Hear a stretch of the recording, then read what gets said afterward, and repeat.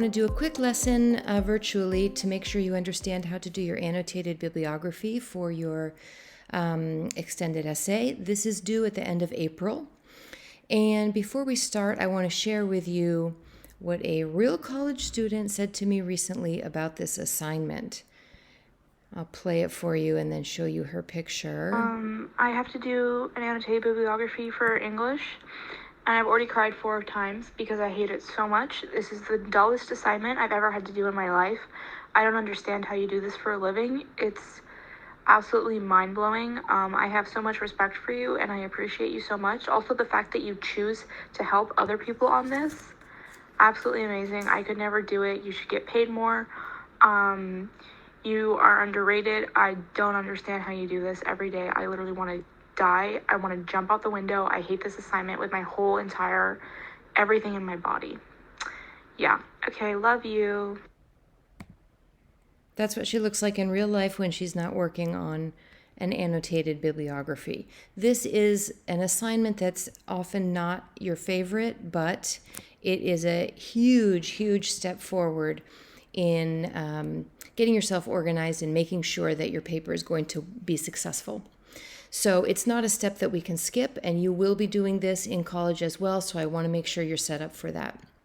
So what is it? It's a list of alphabetical citations of the sources that you're going to use in your paper. It's not everything that you've read. It's only the sources that you have found that will answer your research question.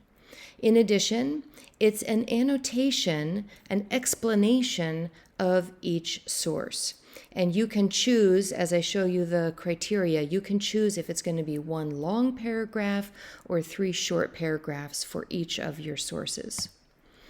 I want you to watch this on your own. It's 1 minute and 42 seconds, but it's just another little reminder of how to do a good annotated bibliography in general. For us, I have specific things I want you to do.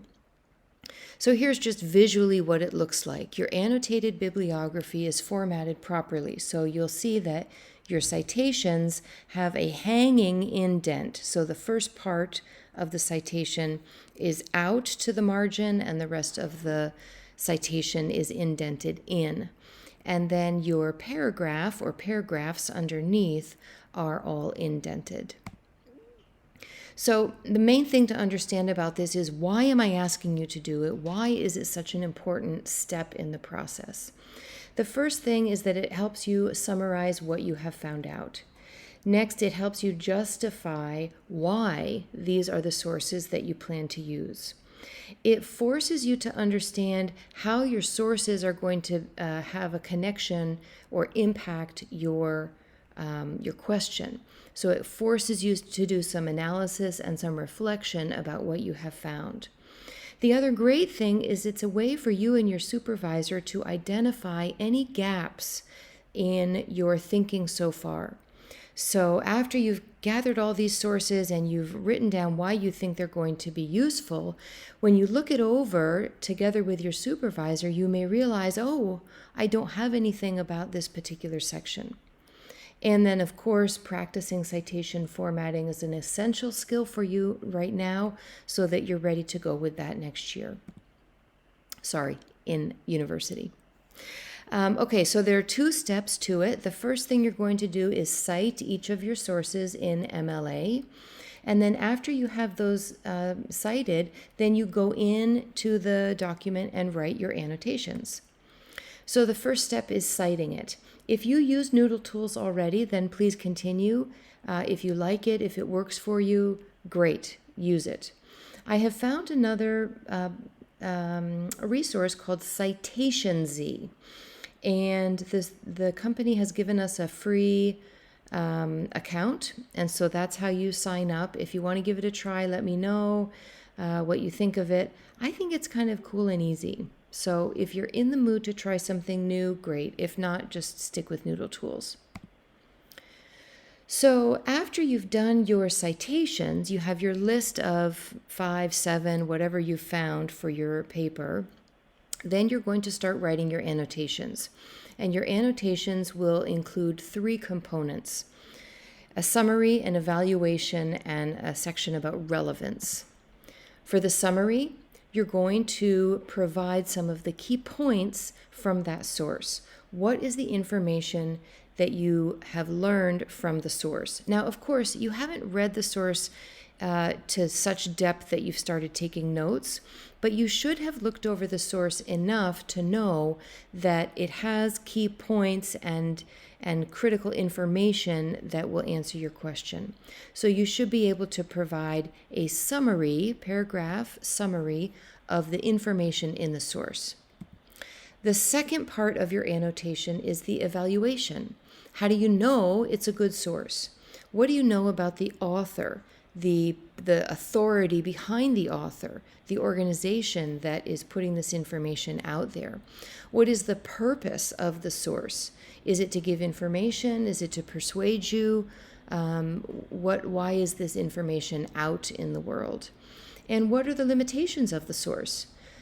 It's okay for it to have limitations. It's just a matter of identifying those and saying, okay, I can see that this one only goes, to this depth, and maybe I need to find something else. So identifying those limitations early is important. Third part of the annotation is relevance. How does this source support your project? How are you going to use it? Which part of your research question does this answer? And that will be the final part of your annotation. So summary, evaluation, and relevance. Those three things must be in your annotation. In terms of workflow, I recommend that you make your citations first, and you'll have a whole, list of them, however many there are. These will only be the sources that you're planning to use in your paper, not all of your background reading that you've done.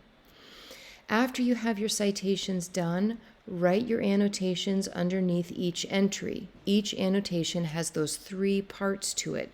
You can do it as a big long paragraph or 3 short paragraphs if you prefer, but your annotation should include summary, evaluation, and relevance.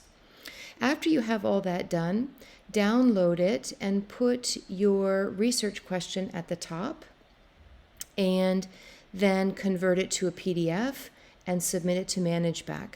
The due date is April 28th. If you don't get it finished for April 28th, you can submit it a few days later, but I will be following up with you if you are much beyond the April 28th deadline. When you submit it as a PDF, please name it using this convention. All of your things for extended essay will use this convention. Your school username, that's whatever's the beginning of your email, and EE Bibliography. Anything you submit to me for the extended essay should have this naming convention: your school username and EE Bibliography, or EE, draft, or whatever it is that we're working on. Okay. I'm going to include here on this slide a little quiz, not a quiz, a kind of a form where you can answer some questions. I want to make sure, just very fast, that everybody has done this lesson. We will not do this in Gecko Core. This is the lesson. We'll have time for questions and answers in Gecko Core. We'll have time to talk about other things, but I'm not going to do this lesson there. So it's really important that you consider this your lesson in how to do the annotated bibliography. Also, just a little reminder, after this, you're going to meet with your supervisor and go over the annotated bibliography, and then your next task for the next month in May is to take the detailed notes. And so that will be the next lesson that we'll be having, is talking about how to take good notes now that you've done all the work to find these good sources. Okay? All right, so you have the slides if you need to refer to them later. Thanks very much, and let me know if you have any questions.